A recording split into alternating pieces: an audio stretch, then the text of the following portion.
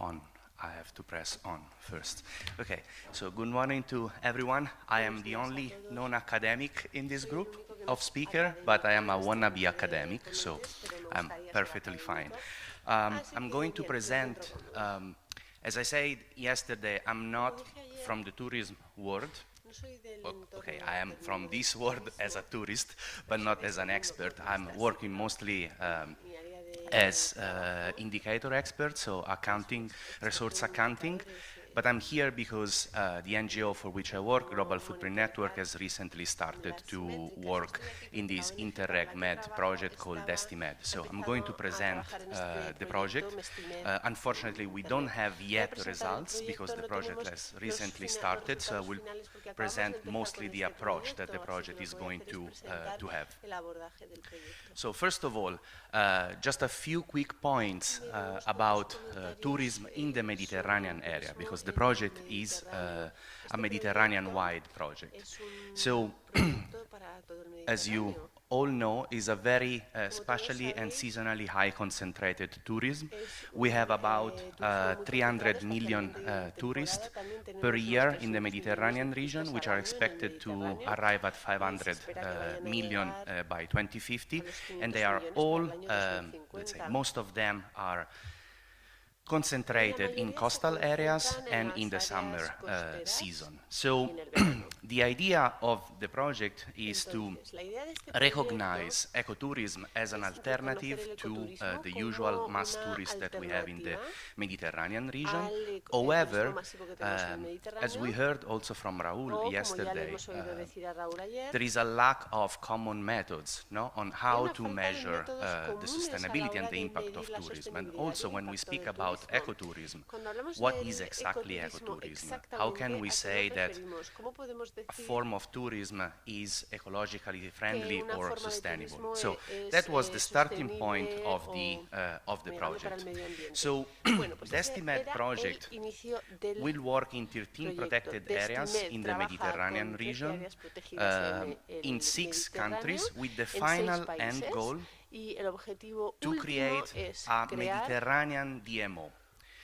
How we will arrive at this is first by creating standards and monitoring methods to measure the impact of the sustainability of tourism in the region. So then design ecotourism packages, develop guidelines for the development of these packages, and then most importantly, creating in each local areas, in each protected areas, a cluster of ecotourism providers.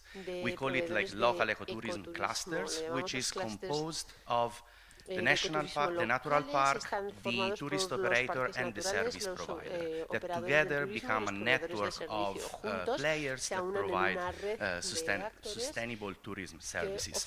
And this, in the end, is supposed, I will tell you how, to favor the creation of a Mediterranean-wide DMO. Now, the project is an INRouTe, is funded by INRouTe, is led by Regione Lazio. You see here all the partners involved. The NGO where I work, Global Footprint Network, is consultant to IUCN to deliver the specific part of the project on the monitoring, on the footprint assessment.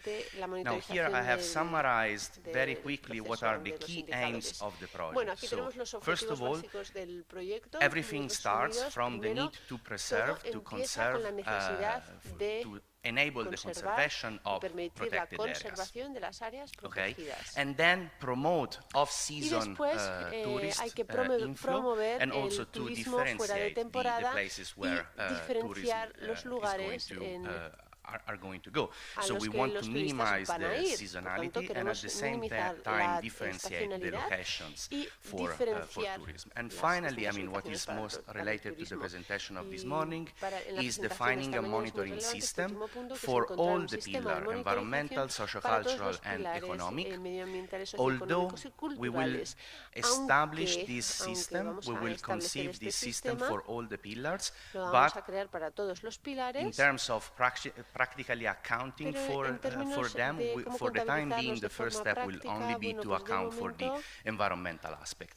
And then the establishment of the DMO and the creation of a meat catalog. Meat stands for Mediterranean Experience of Ecotourism. So the idea is that all the products that will be developed by this project, together with those developed by a previous project called MIT, will be put together in a catalog of ecotourism offer that can be promoted by the DMO. So, from the monitoring side, as I said, we are going to monitor only the environmental pillar of sustainability, and we have decided to do so through the ecological footprint, which is a resource accounting tool that has been created like a couple of decades ago.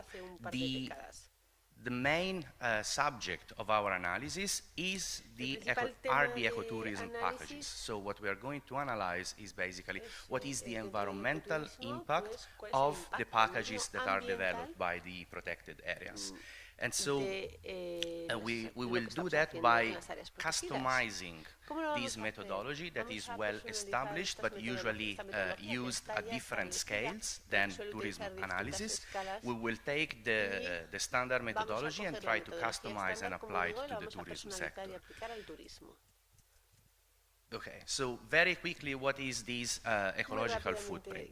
As I said, it's an environmental accounting tool that tries to measure what is the amount of resources in terms of land area appropriation that are demanded by a given activity or residence of a territorial area in order to sustain the lifestyle of that person or of that activities.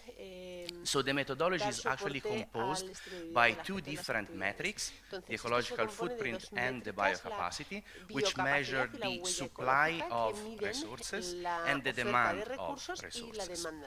And results under this methodology are expressed in terms of land type. So if you consume, let's say, food, we calculate the land area that is needed to produce the food you consume. If you travel around and you use fossil fuels emit CO2, we calculate the area needed to sequester the CO2. Now, I don't want to go into the details of the analysis, but we are trying to look at the main daily activities of people and how these convert back into the appropriation of land, okay, which is then compared to the supply of land.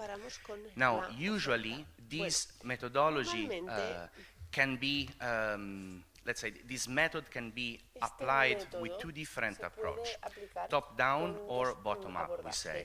In the first case, it's mostly appropriated for the analysis of world, countries, or cities, so where we actually calculate the footprint at the global level and we scale down, but there is also a possibility to do an inverse, an opposite approach. So start from the analysis of the single products and then add up all the products to arrive in a bottom-up approach, again to the footprint of sectors, individuals, or a territory.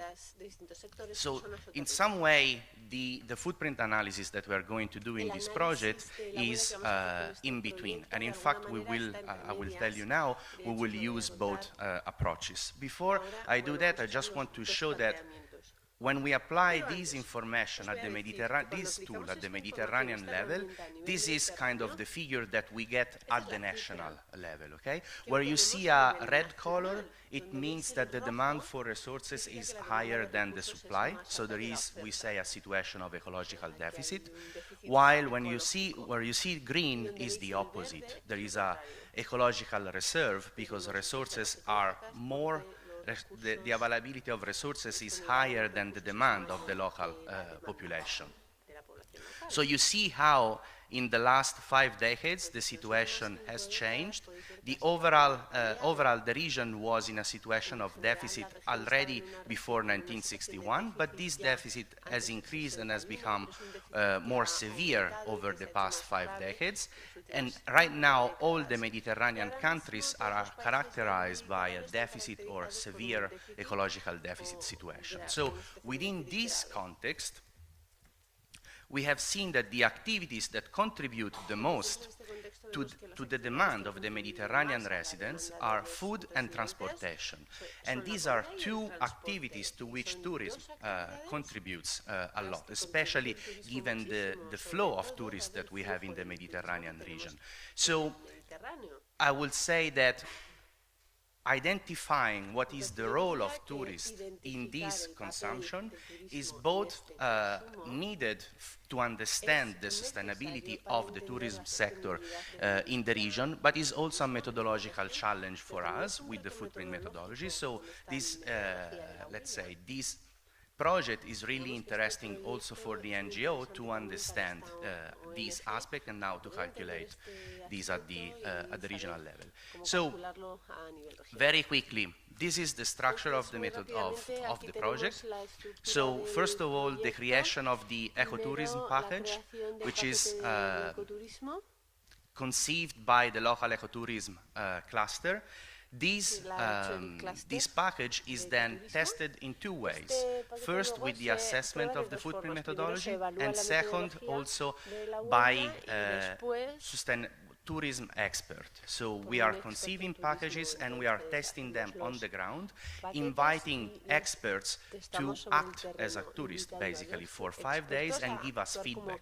So the feedback from the expert and the feedback from the footprint assessment of the package are then used in an iterative process to basically improve and redesign the package to make it like more marketable and to reduce as much as possible the impact of the package. So this will be the final product of this phase of the analysis. So an ecotourism package that has as a low impact as possible.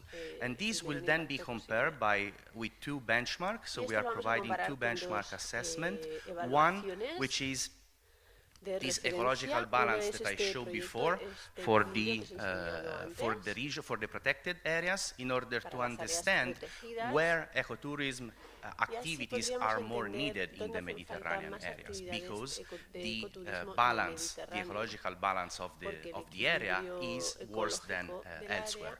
And the second assessment will be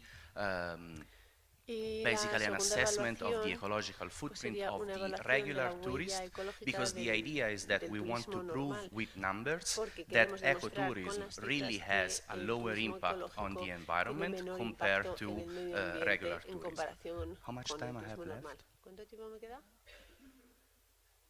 Okay, good. So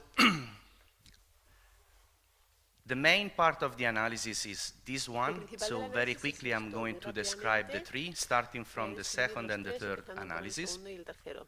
So on the second analysis, we will use the traditional ecological footprint methodology together with multi-regional input-output tables from the GTAP model and household expenditure data for the territory under study. And this will allow us to calculate what is the ecological footprint of the area that are hosting the protected areas and the packages. And for the regular tourists, we will use an hybrid approach, in which the top-down assessment through MRIO model will be coupled with surveys that are distributed to the regular tourist in order to calibrate the national data.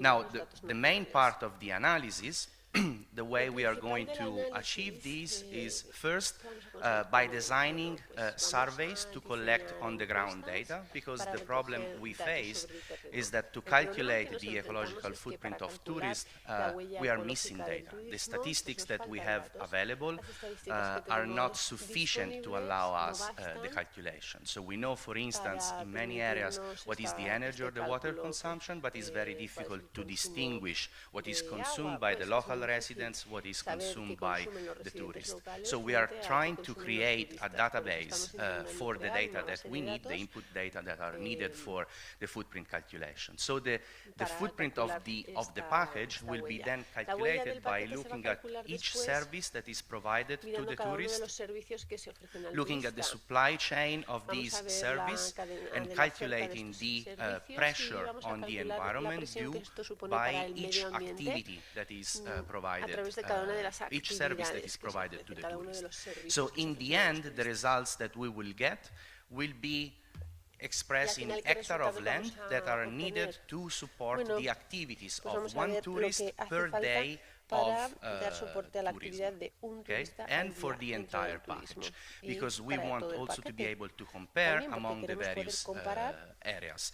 And I want to point out that this is what we are trying to do is a EMAS rather than an ISO approach. So we are not putting a target for what the footprint of a package should be, but we are trying to work to reduce this footprint as much as possible. This is the role of the different players, just to say that this is really a collaborative project in which the NGO is preparing the survey and running the analysis, but we also have IUCN and George Washington University involved in developing the online data collection system. The local ecotourism clusters are responsible for survey, for the collection of the surveys, and the service providers are expected to facilitate the collection of the data. So the results so far, as I said, we have, the project is intended for 13 protected areas. There has been a public calls in each of the 6 countries involved. And so the 13 areas have been selected. The surveys have been developed and created. The online platform has been created. 7 out of the 13 eco packages have been already developed and tested. And in between spring and fall next year, we will have the other test. We have completed the data collection and the setup of the calculation file, and we expect to have the first results by the end of the year, which is actually what I'm going to do this afternoon. So this is the structure of the survey. The survey is going to, the survey is ready, so, and data has been collected. It's structured in these 5 sections. So there is a general section on the information about the package and the protected areas, and then it's structured to look at accommodation, food and drinks, mobility and transfers, and services and activities. Now, in terms of accommodation, this is of course one of the, let's say, highest contributor to the environmental impact of tourism activities. I would say all 4 are relevant, and of course this depends on the kind of energy and resource consumed by the hotels and by the various providers. So on this section we have developed about 55 questions to inquire about the type of facility, the energy consumption, the efficiency of the electronic equipment, and so on. Food and drinks is also an important part. I would say is usually overlooked because it's not considered like an important part, but we have seen from our regional analysis that this is really like a big driver in the Mediterranean region. So we have 35 questions in this section of the survey that ask about basically the type of food consumed, the type of production, the origin of the food, and so on. Again, mobility and transfer. This is both the transfer of the tourists, but also the transfer of equipments that might be needed for them. So they are biking, so the bikes need to be delivered to them. So this is captured in this section of the survey with about 15 questions. And finally, all the activities that they are doing: kayaking, canoeing, sailing, trekking. Remember, these are ecotourism packages that starts from protected areas. So we are not going with motorbike around. We are trying to develop ecotourism activities. So that's the conclusion. Just to say that the project from, let's say, the environmental accounting point of view is quite interesting because it provides a way to test what can be the usefulness of the ecological footprint as a tool for assessing the sustainability of ecotourism. Is a first step to then define and set these standards for ecotourism in the protected areas. It starts from the creation of these territorial clusters to then arrive at the establishment of a Mediterranean DMO, and we also want to set the stage for the creation of a tourism footprint calculator that can be used by other PAs that are interested in replicating this, so hopefully to favor the sustainability transition in the tourism sector. And just to remind that the final goal of the project and of these packages is to reduce the negative impacts on the protected areas and contribute to the protection of the ecosystems and the biodiversities in these areas. Thank you so much.